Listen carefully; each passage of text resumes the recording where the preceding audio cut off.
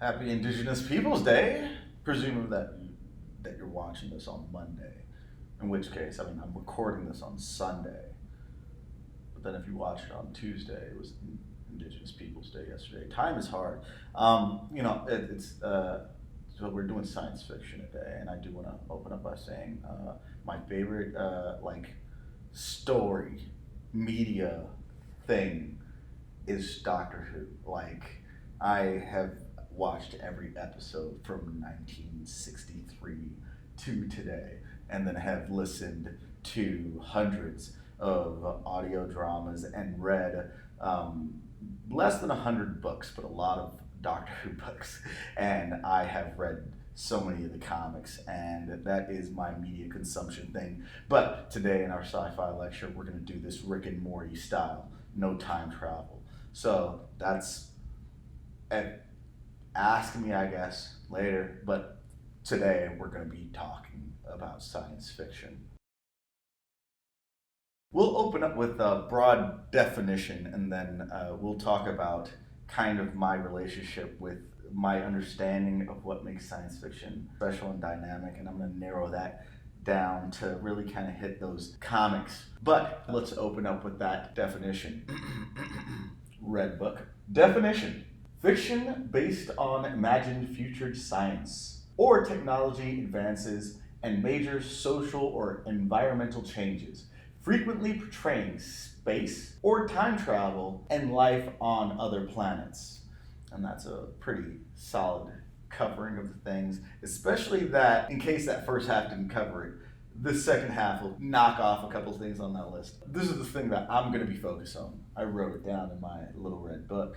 The symbiotic relationship between humans and technology, and how the rates in which they evolve affect them both within the context of speculative fiction. Now, this is an important distinction for me, because when examining what makes science fiction a really dynamic and interesting genre, in contrast to something like fantasy, or something like horror, and of course there's plenty of crossover, but looking at what makes those specials, it's the relationship between humans and technology. As you see technology advance, how does that affect society? As you see technology advance, how does that affect the individual? As you see technology advance, how does that affect that person in terms of the way they use that technology? And all of this is speculative in the way that I remember when YouTube came out, there was this question that a friend asked me, and they were like, do you think this is going to make people smarter or dumber? And I was like, well, you could have it in one side where it makes everyone smarter because everyone has access to all of the information in the world, or it'll make everyone dumber, and now everyone's just going to watch kiddie videos, because once humans get the option to select their own education, they'll always go with the easiest ones. Often these things are direct reflections on how we feel about society as a whole, and the dangers of society operating at its most extremes. But these are the spaces that sci-fi occupy that are often the most intriguing and the least fantastical. This is the reason why I'm not bringing up time travel. Time travel tends to have some relationships with historical fiction, where you incorporate history with fictional narratives, and then you also have the time travel narratives that are very fantasy based. They can always do so much, but I'm going to focus in on the future. So no past, just the future. And looking at the future, I think that there are two great ways of examining the future sci-fi versus the contemporary sci-fi. I like splitting things into binaries so that I could just immediately go this one, this one. So you could have present day science fiction where we are now being introduced to a technology and we see a human response to said technology as it's being introduced. Technology could be fictional. So a new gene splicing method thrown into speculative fiction. Or you can move into the future, which is where I want to start off. And now I'm going to split the future into a nice little binary again. One being the dystopia, and the other being the utopia. And so, really quickly, definitions. A dystopia is an imagined state or society in which there is great suffering or injustice, typically one that is totalitarian or post-apocalyptic. Utopia, an imagined place or state of things in which everything is perfect. Now, these two stories tend to have specific patterns, one being more explored in comics than the other. So I'm going to open up with the dystopia. This is probably the one that you're more familiar with. This is super present in all media, and it tends to feel a lot more urgent. So dystopias are often reflective of anxieties in the way that a lot of horror movies are, because dystopias reflecting on now and usually are near future science fiction. So in near future science fiction, it is in 2040, 2050, what will things be like? Near future is your lifetime. So when you think back at books like 1984, that book was written within 15 years of when that future was set. And you could actually see what came true and what didn't come true. Usually a lot didn't come true because, hey, they aren't psychics. They're usually giving you the worst case scenario. But in a lot of near future science fictions, we address issues like global warming. We address issues like race in America. And we set a timer on it and then imagine what that issue will look like in 20 years based on decisions that we're making now. And this often is used to bring attention to the possible outcomes of our actions. This is actually something that's used in debate. It's called the slippery slope argument. And often a slippery slope argument is like, well, if we do this, then these things will occur. Oh, here. And there was an issue when it came to genetic engineering of food.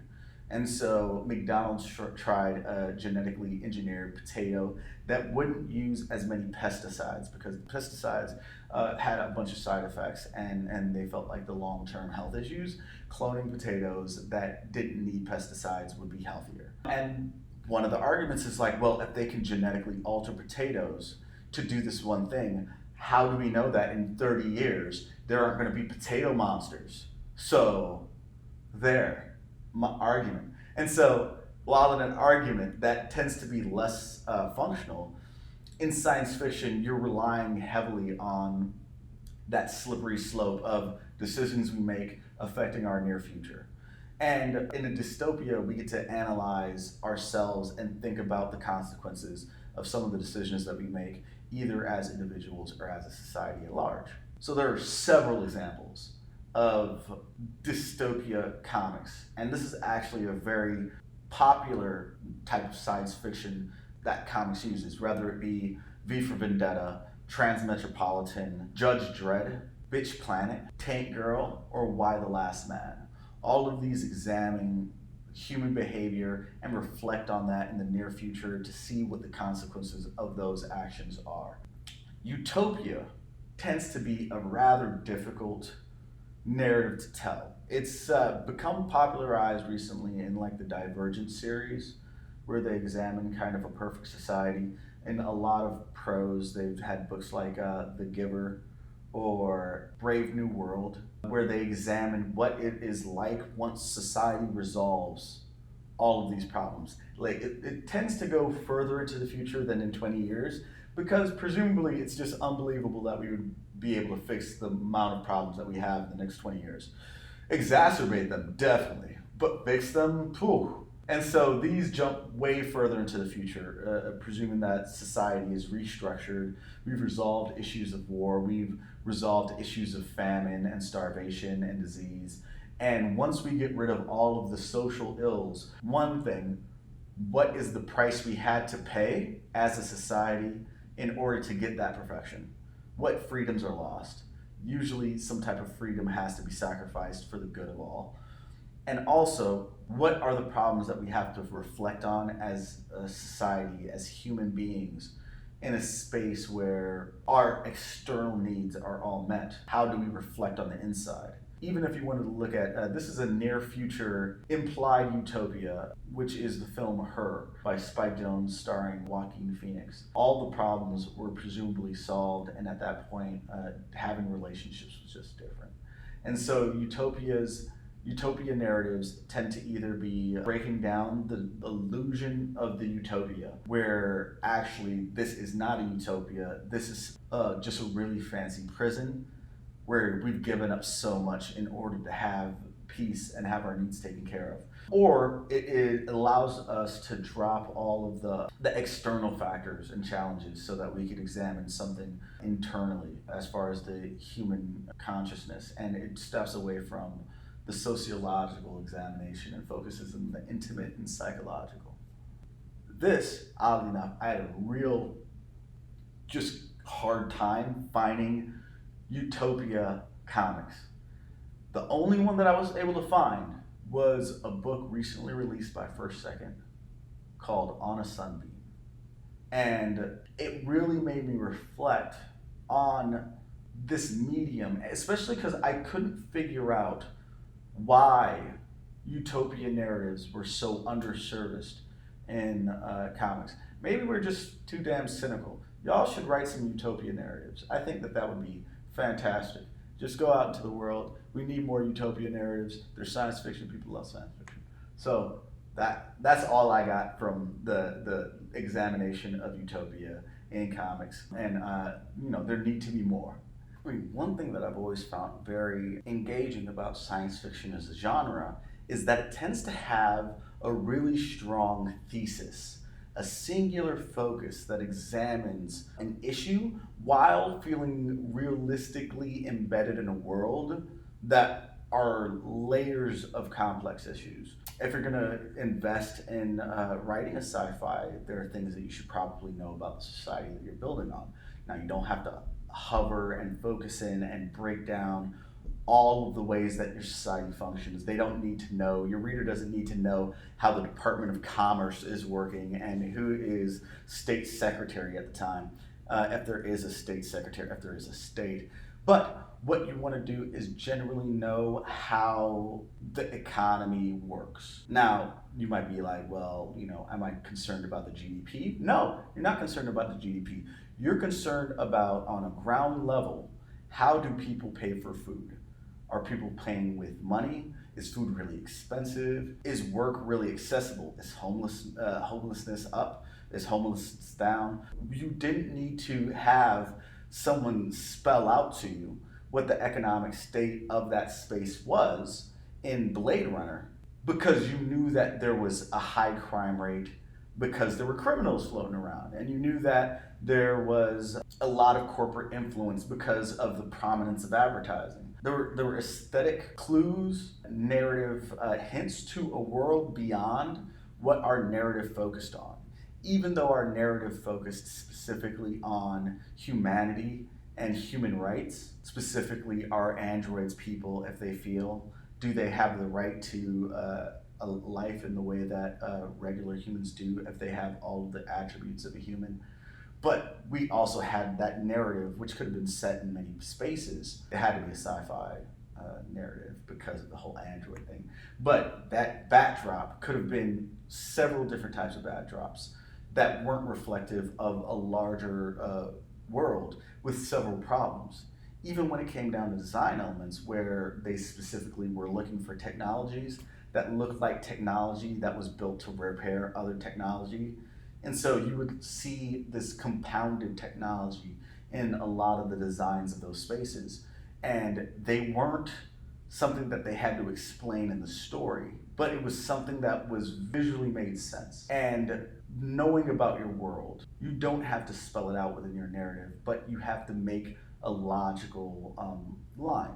Now, if you wanted to step into a more surreal space, I actually think that's something that comics are very, very good at specifically. Looking at a lot of the early EC comics, specifically focused on science fiction, you would notice that a lot of the backgrounds, as you look into the corners, were just blocks, shapes, and circles that were abstracted to feel like engineering in some way.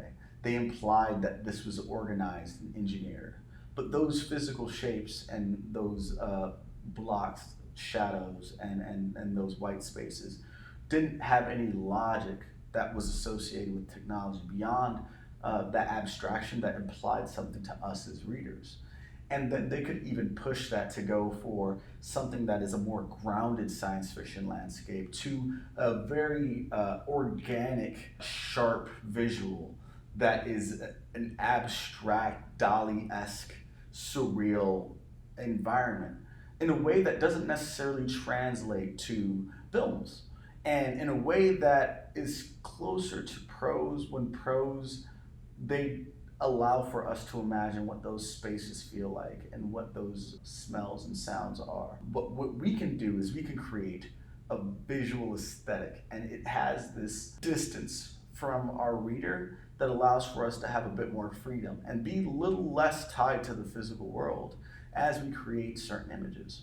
That's one of the strengths that you should definitely hold on to if you're looking to explore science fiction in your writing, because the visuals being abstracted in a way that can't be mimicked in real life will leave you with an extra tool in your toolkit as you move forward to tell these stories. Looking specifically at some of the advances of comics in science fiction, I think you could go all the way back to EC to really bridge the gap between sci-fi comics and other mediums. Now, while you had television and film with a limitation of the amount of effects they could use, you got a lot of smooth walls, you got a lot of blinking lights, you got a lot of sliding doors. There were these assumptions about what technology would look like that would actually eventually turn into Apple products, but there was a cleanliness that wasn't very engineer based,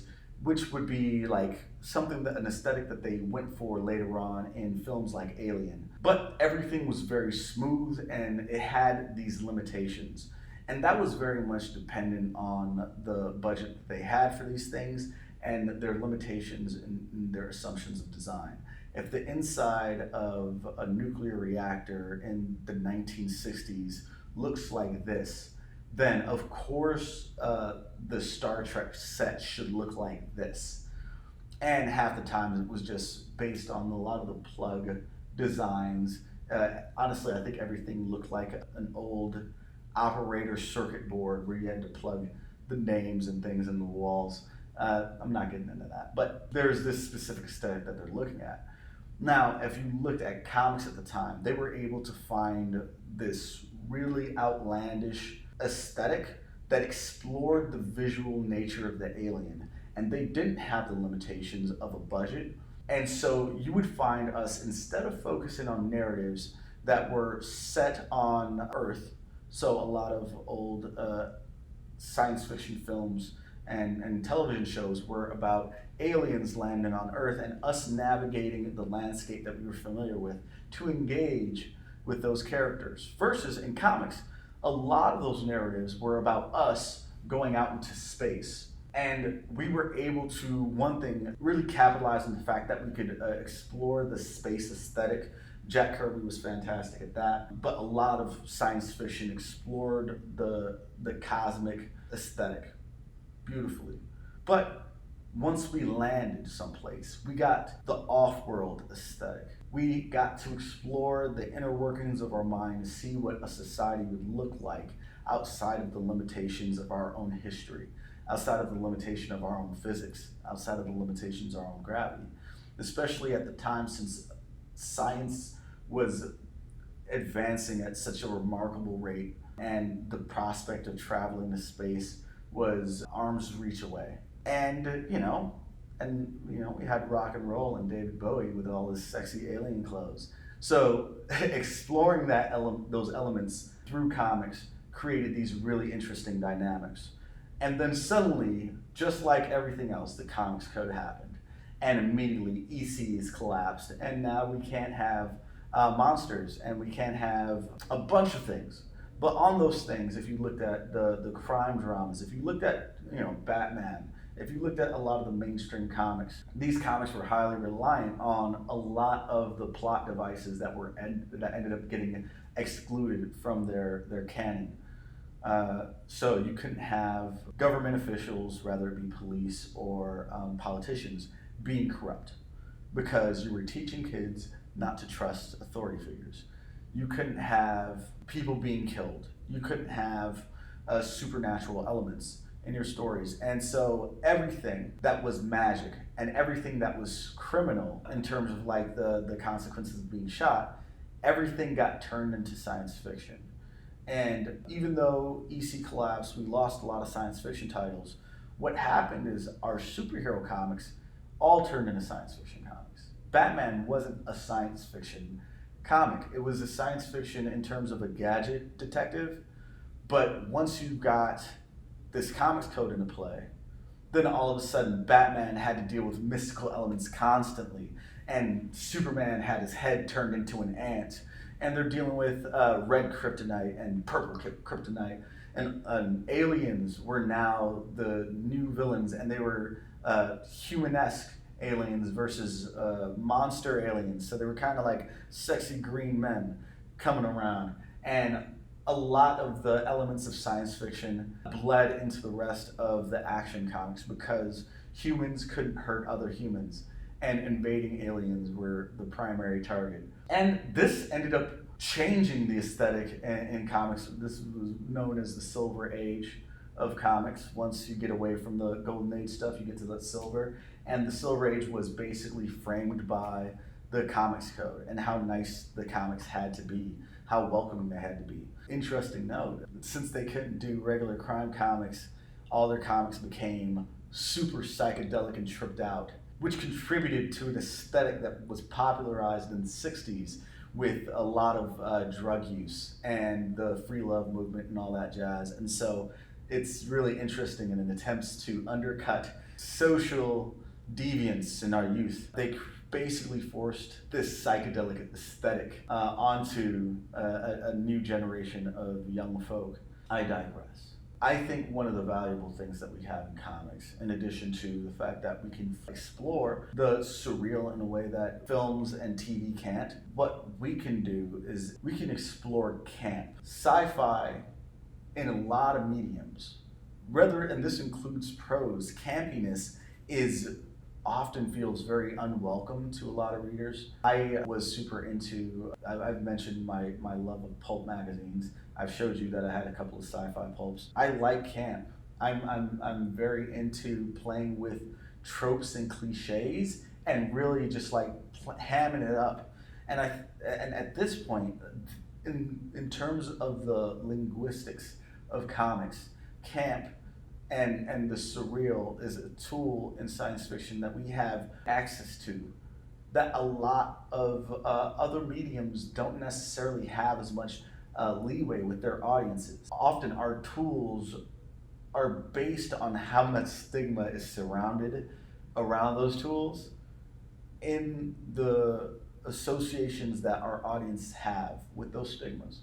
And in comics, we have a certain degree of freedom to use campiness, to get hokey, to be corny, and we should take advantage of that. For example, I am a fan of a television show on Amazon called Expanse. The Expanse is one of the most hard sci-fi narratives that I've ever seen.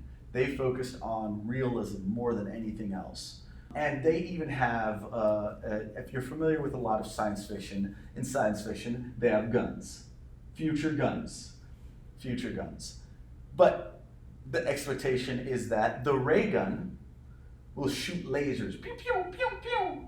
And those lasers are futuristic. Buck Rogers had a ray gun.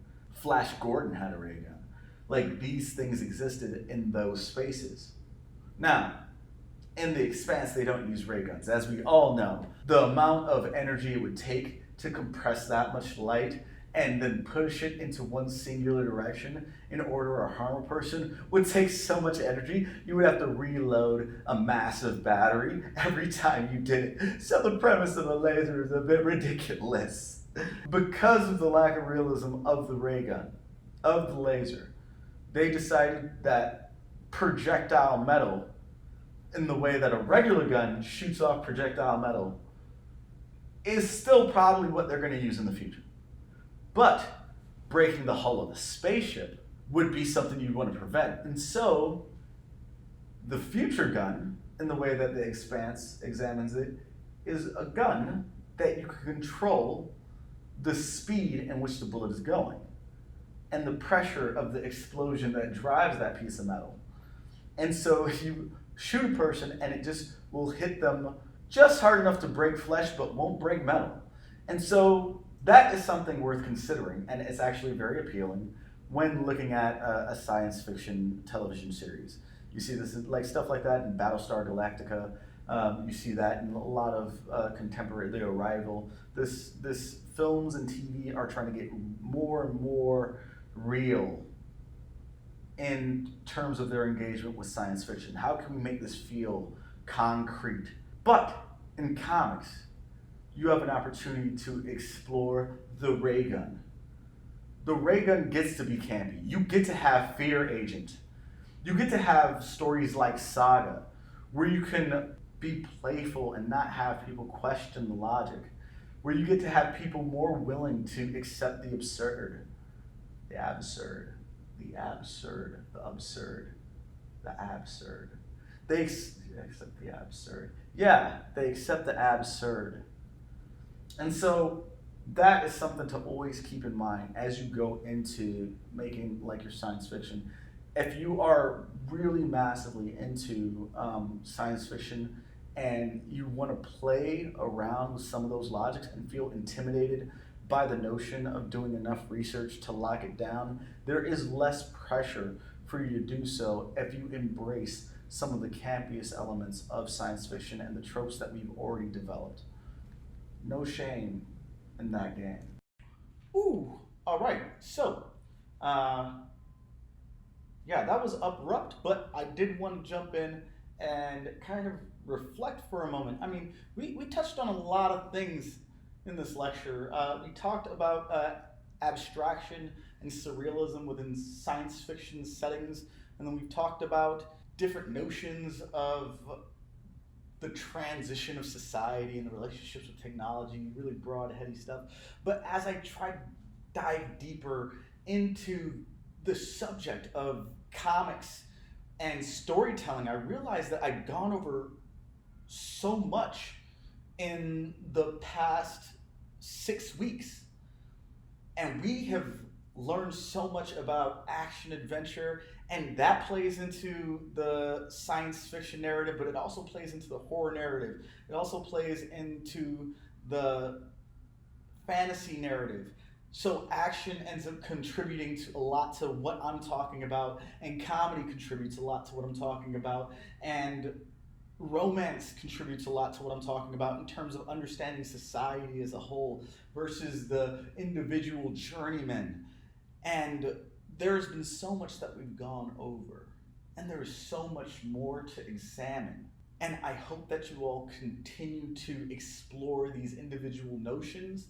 And even though what I've done has gone over some broad, fairly superficial ideas that affects the genres, I'm sure that as you move forward and you investigate these genres, you investigate new stories that do new subgenres and new mashups of genres and innovate and create and explore these spaces, I'm hoping that I've just given you the tools that you need to begin that journey in your storytelling.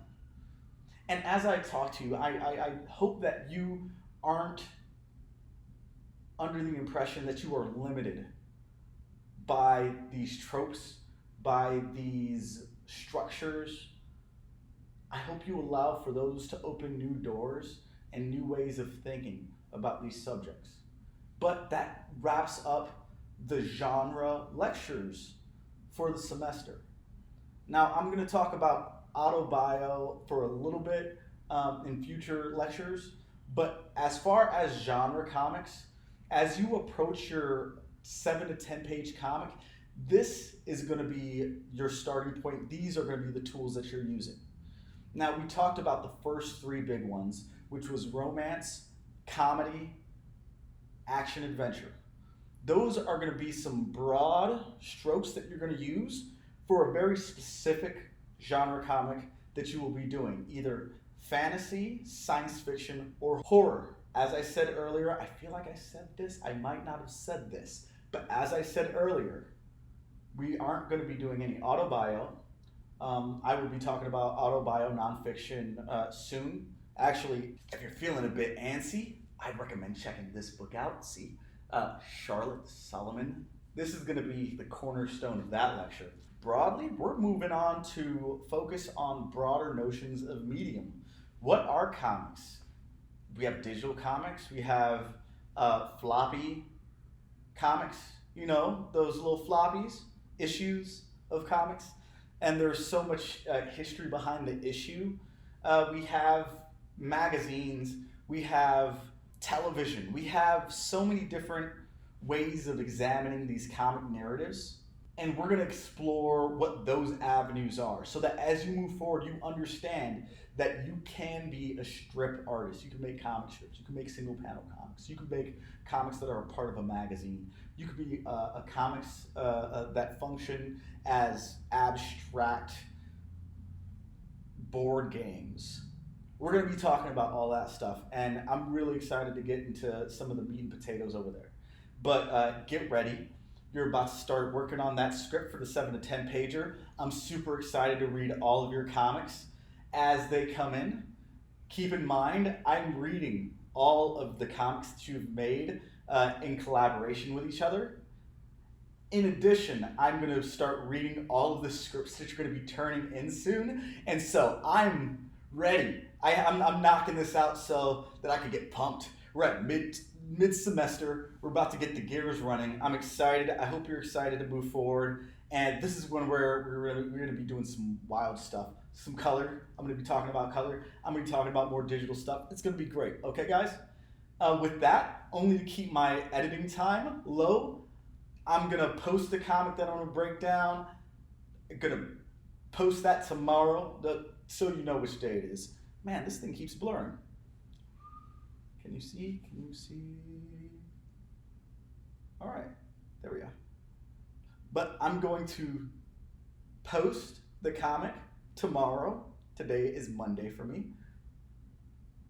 I'm posting that tomorrow. You'll notice the beginning of the video was Sunday. The first half was Sunday. This part is Monday. I'm about to post it, and I finished editing it, and I just want to send this out. So, begin. Enjoy. Love you guys. Talk to you soon. Hope you enjoy the fall break on Monday and Tuesday, and hope you enjoyed your Indigenous Peoples Day. And let's keep going. Right.